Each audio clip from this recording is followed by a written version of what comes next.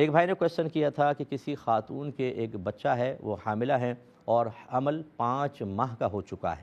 لیکن ڈاکٹرز یہ کہتے ہیں کہ اس بچے کے سر میں پانی ہے۔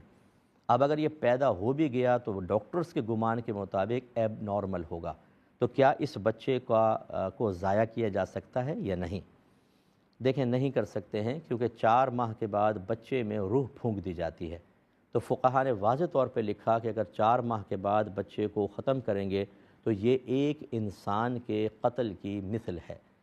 اب چاہے اس کو پیٹ میں آپ قتل کریں، یا فرض کر لیں اگر آپ کا بیٹا ہے گھر میں ایب نارمل ہے، تو کیا اس کو چھری مار کے ختم کرنا جائز ہے کہ بڑا پریشان کر رہا ہے؟ تو ایسا نہیں ہوگا۔ اور یہ بھی ہم نے دیکھا ہے کہ ڈاکٹرز بالکل ان کا تجربہ ہوتا ہے، بالکل ٹیسٹ وغیرہ ہوتے ہیں، سب چیزوں سے ایک چیز یہاں ہوتی ہے، لیکن اللہ تبارک و تعالیٰ کی کرم نوازی کے مقابلے میں